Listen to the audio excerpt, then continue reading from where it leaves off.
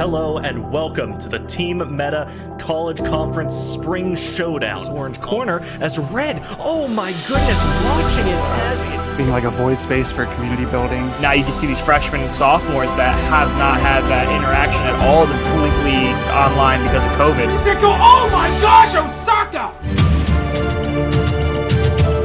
Welcome to the show, Age of Coronavirus College Edition. We have with us Troy Chiefari. He's the head coach for Ohio Northern Esports team. They mainly play League of Legends and Overwatch. Please welcome to the show, Troy. How you doing today? I'm good. How are you? Good. Well, give us a brief rundown on how you went from esports player to a coach. Making it very short. So esports player was probably in 2005.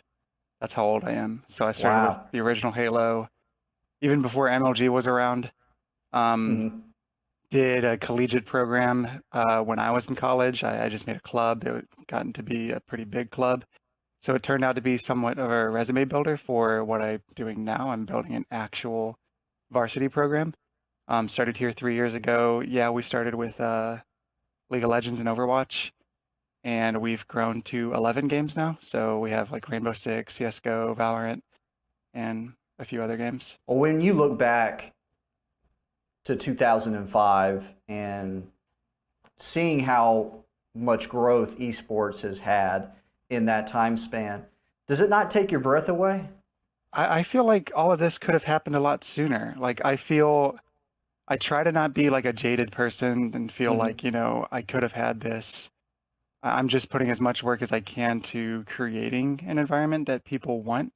So, I mean, I think a lot of this could have been here way back then. It could have been way more structured now if it would have been started 20 years ago.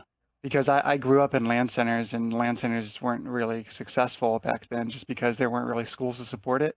Whereas now, like most LAN centers are supported by colleges and high schools and just groups of kids that love gaming, and it's not really looked down upon anymore. It's more of like a main media type thing.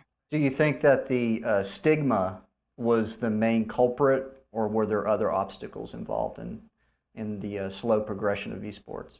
I think it was the stigma. I think as some of the parents' kids grew up with gaming, so I'm at the age where I should be like having kids, and just a little bit older than me do have kids, and they're starting to go into school.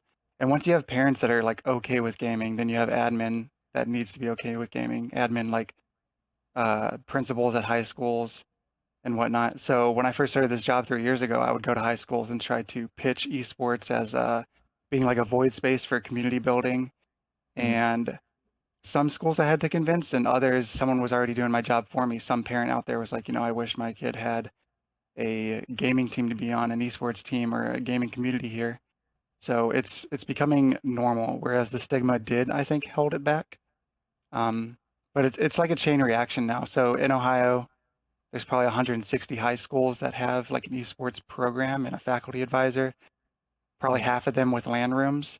And for colleges, it's probably 30 or 40 of us that have facilities like mine. What was the most repetitive reason for a pushback on esports? When you talk about actually bringing it on, a lot of the repetitive reasons were just the amount of money that esports would take from other programs. So if an athletics program was to bring on esports, which is probably the most common program hosting esports right now, a lot of athletics programs were, I guess, reluctant to bring on esports because they thought it would take away from their funds from other sports. And then some of the other stigmatized reasons would be, a student or a player or someone coming into high school or college could be doing something more beneficial with their time, like a sport or some other club, or focusing on their studies. I guess it was just like a generalized stigma of gaming being a waste of time, more of like an entertainment thing, not really understanding the skill curve or the camaraderie that comes from it, or the actual like community building. I think now, after principals at high schools and admins at different schools seeing these esports and gaming communities actually function, they see that, it is just a normal community. You just make friends normally, you make bonds normally, you go through hardships, you learn interpersonal communication better. So you have less students coming out of high school with bad personality traits than before. You don't think that it ever took away anything from other athletics? Because in my mind, it kind of offers something to people who wouldn't normally try athletics. Whatever program that hosts the esports program, so if it's athletics, if it's student affairs, if it's something else, I think the initial cost, the initial capital budget will take away from some things. Though I don't think there'd be very many situations where the hosting program, be it athletics or whatever, would just create a lot of money for esports. It probably will take from other assets, but the program's successful enough because it's such a big void space. So I went from my school, Ohio Northern, thinking I would only get like 3 to 5 recruits. And then when I brought in 10 games, they thought maybe 10 recruits. And I got near 50 recruits this year. So that really justifies the cost. It makes it to where year by year, you're not taking from anyone, you're creating revenue. It's a stigma that's really easy to break once you do things right. And I think doing things right is very, very easy. You're currently on your second season, is that correct? Yeah, been here 3 years. First year was just a build phase. First year was just a season with League and Overwatch. Third year is 9 competitive games. Oh, I say competitive because I have like Fortnite and Apex, and I don't have too many competitive players for that, but I still host it and have a community for it. Well, what's your favorite game? I mean, I'm biased because I grew up playing League of Legends. I almost attempted to go pro with coaching League of Legends. That would be my favorite game. I think it's really balanced. I think it's really easy to watch. The skill curve is normal, but there's a lot of other good games out there. If I was a big shooter player, I would love Valorant right now. CSGO is probably something I would have grew up on. So there's a lot of good games out there. What's the most successful game that you coached? It ebbs and flows. So my Overwatch team was really good, and we lost a few players for that. Now it's my Rainbow Six team is really good, and my Valorant team is really good. My League team hovers like right below them in competitiveness. The real struggle comes from, it's me, and I just hired a new employee to coach Rainbow Six and CSGO, but all those other games, so like Rocket League and a few other games, I'm not able to coach them, so I'm not able to like fully develop those players. Right. I don't know. I could go on and on with answering that question the way I hear it, but for now, it would be Rainbow Six and Valorant are most competitive games right now. What is the biggest challenge? Most of managing the program is like general manager type things, director type things. Yeah, so if the question was directed at coaching, it'd be, these are students, so you don't have too much time to develop them. You're mostly just taking what you have and competing as best you can and trying to develop slowly and incrementally. I come from a world where amateur esports and semi-pro esports, you would do 12 hours a day, 6 days a week, and progression was insane there compared to here. So it would be hard to consider myself a coach here because the amount of progress that happens here with them being students, they're only wanting to do around 15 hours a week in time, and that's around what I do with the esports program. There's not too much development that's able to happen. You're trying to make the practices as efficient as possible. You're trying to find what I call the bottleneck, being like the biggest issue the team can work on. The main difference would be, on a normal esports team or an amateur to pro, you would work through this issue within a couple days. Here, it'd be within a couple weeks. So it's being patient, staying consistent, making the practices and VOD reviews very, very efficient, and things like really knowing what you're going to go in talking about and not letting an argument like use up the whole hour, because you might only have an hour to like learn a play or learn a strategy or go over something. Are you still wanting to go pro? That was a big debate in my brain. So I'm 34. Most pro teams live in gaming houses, and when I was attempting to go pro, I was in a gaming house. I stopped that pursuit because I got married, and being in a gaming house, being married, just the flow of that is awkward. It's just awkward. It's not really a adult's way of life. I mean, it's easy for someone straight out of college or straight out of high school to go into a gaming house and love the scenario. You know, you have like a chef in house sometimes and no bills. You're just in a house gaming and coaching or doing whatever the whole time. That's the dream at a certain age range. But then when you become more responsible, you just want a little bit more out of life type thing, it becomes awkward. But some of these teams have big facilities where work and at home life is separated. So that's something that may convince me to go back. I do still try out for teams every summer just to see like if I still have it, if I'm still like smart enough, if I would even have a shot if I attempted. So I applied at FlyQuest and Immortals last summer. Yeah, 2020 summer. FlyQuest, I was going pretty deep into their interviews. And I asked them why. I don't even know if I'm allowed to say this. They didn't tell me not to. I asked them why they don't have a gaming facility similar to Team Liquid, CLG, and I forgot the other teams that have it, TSM. And they said LCS may be geolocating the same way as Overwatch League did. And that would completely change everything. So if geolocation happened, these teams would have a lot more money to spend because LA is very expensive and real estate isn't really an option. But if they went to cities like Detroit, Columbus, New York, not New York because that's still expensive, but these other cities like Dallas and whatnot, they'd probably have a big gaming facility. You'd be able to live at home in an apartment or house. And I would rethink going back into pro. I'm not sure if I would go back as a coach or a manager. I'm starting to learn I'm a decent manager. I'm good at delegating tasks to people and getting things done that way. I haven't studied too hard at being a coach in maybe 2 years because this job is really taxing on my time. So I don't really know what my future would be. For now, my wife is getting a degree at Ohio Northern, so I'm here for at least 3 to maybe 4 years. So I have a lot of time to think, and there's probably a lot of growth that's going to happen in that time. What is it, the one thing that you've learned since you started working at Ohio Northern? Man, there's a lot that I've learned.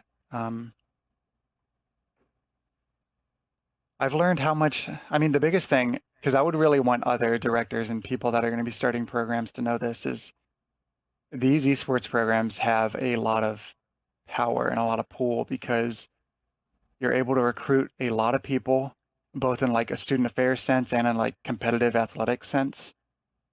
And being able to recruit a lot of people and retain those students and have them still have good GPAs and be good students and graduate, that's exactly what an extracurricular program should do at a school.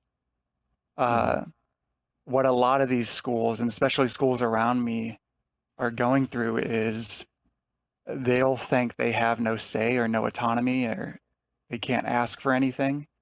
But bringing students in and having them stay at a school, they're almost the complete revenue stream for a lot of schools.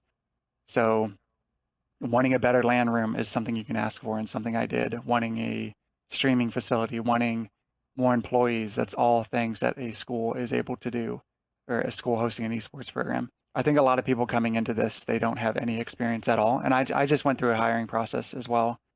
And I got to see the candidates that are out there. I mean, all over the country, even the world. Like I had candidates from Turkey, Portugal, Brazil. There's no experience to grab from. So it's really easy for someone to come into a job like this thinking they have no knowledge, thinking they have no like weight. Like, yeah, you're gonna have to learn a lot, but there's going to be a lot of good that comes through the program in terms of like the business sense. So if you walk into something and your school doesn't seem to be giving you enough, you're able to argue very easily and find out the things you can argue for. For you to be in this position at Ohio Northern, you know exactly what you need to make it all work. And it helps that you're surrounded by people who kind of don't, because you become that authority to getting the work done. Yeah. I mean, it's unwanted authority. I would much rather have people who kind of like knew how to do certain tasks that I didn't know or like to do. So like for one thing, I absolutely hate recruiting. I I just don't like trying to go out there and market myself as like, hey, come here, don't choose this other school, choose my school. I don't like playing that game with people.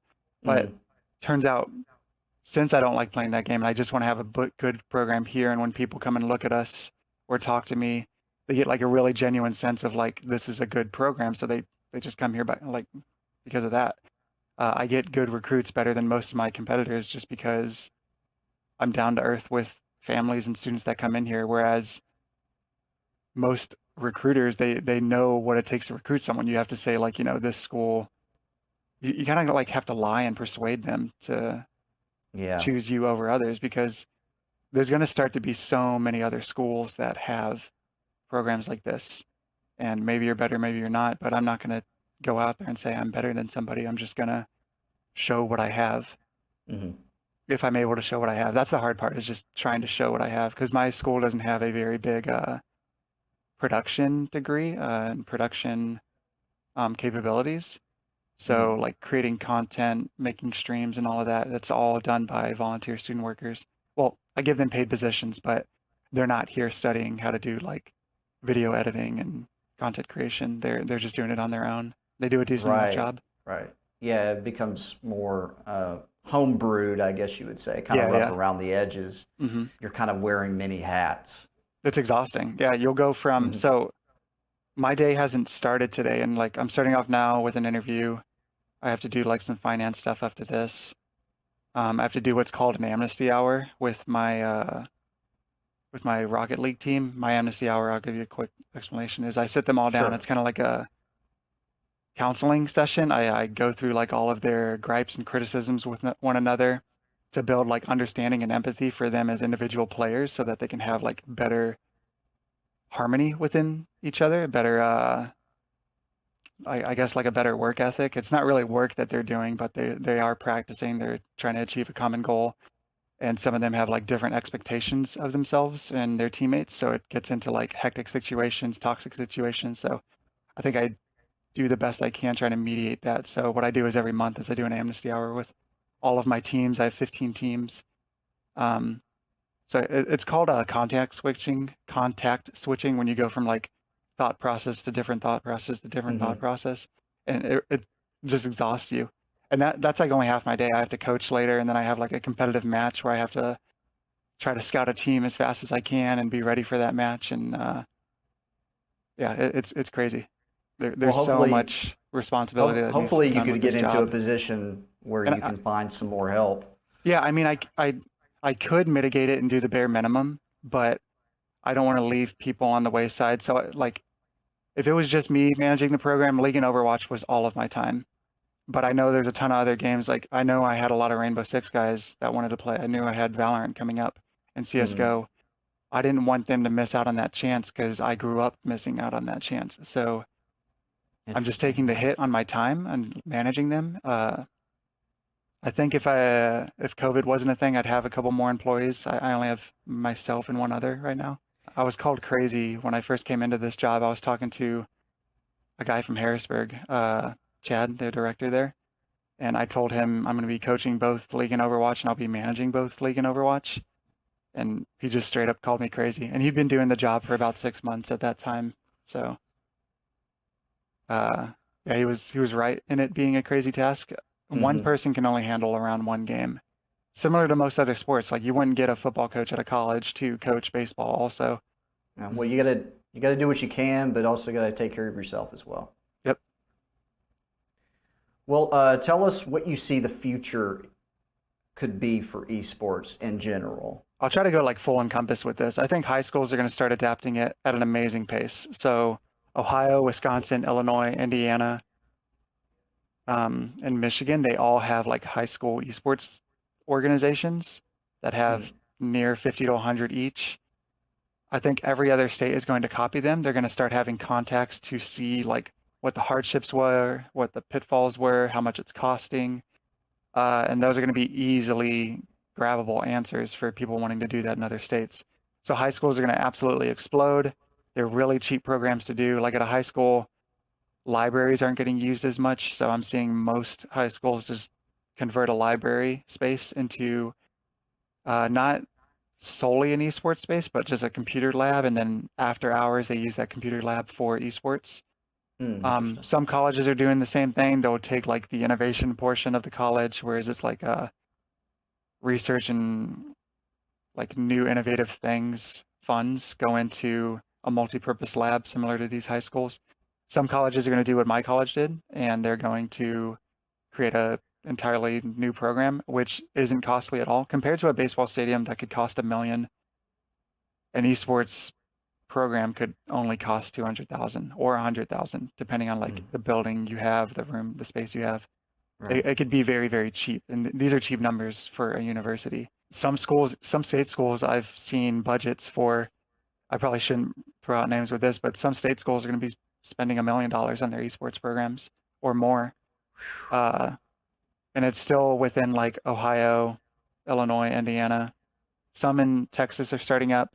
What's crazy is California is kind of slacking in that. California has all the professional, but they don't have too much collegiate in high school.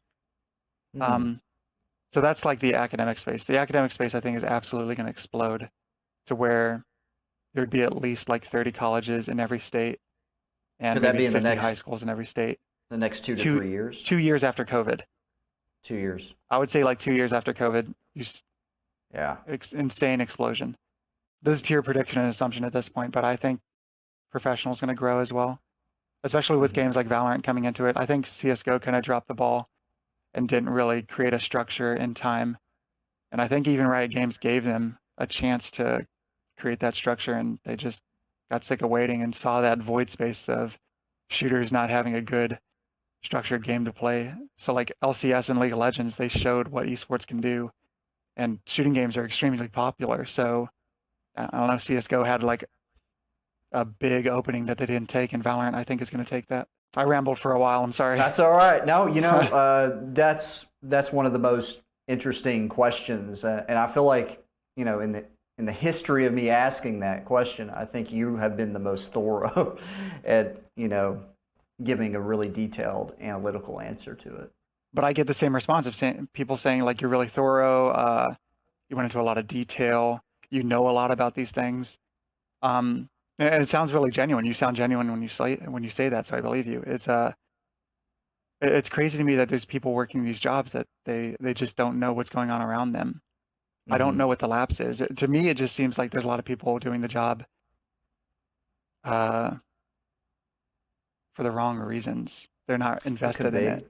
They're not invested in it. I think a little bit more investment needs to be in place with people doing these jobs, and that's probably why a lot of people are leaving these jobs as well, because it's a lot of work. It's a lot of like passion work.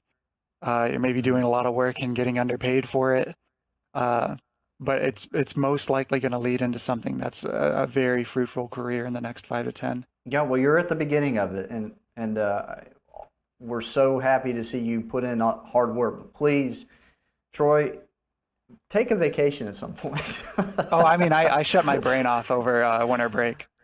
I do. That's something I did learn. Like if I would go back to that question, when I first started the job, you'd leave work every day with a whole list of things to do, and it's like I could still just do it. Like I could just like keep working, but like most gamers, I mean, they grow up having a lot of free time. I mean, I went through high school and college having a lot of free time, gaming all the time, and switching from that to working all the time, it's hard, but it's doable. The biggest thing I learned is just flipping off the switch is like, you know, you need to put in just like at most like 10 hours a day. I think at most 10 hours a day. And that's pushing it as well. Even like 6 to 8 hours, I think is the healthiest. But really turning your brain off. I see a lot of guys, and I talk to a lot of guys doing the same job of, you know, they feel the same way. It's like you can never get everything done. There's too much work that needs to be done and only so much time during the day. Yeah, it's fun work. I don't want to sound too negative. I love what I do. I love being able to help others. Like if I came into it and if others came into it, you know, wanting to be a player, wanting to be a coach, and they're not getting to do that, it's still very fulfilling seeing just players at any competitive level having a good time, getting the degree they want, having their plan A and their plan B like process go through underneath you. It's I don't know. It's a very fulfilling job.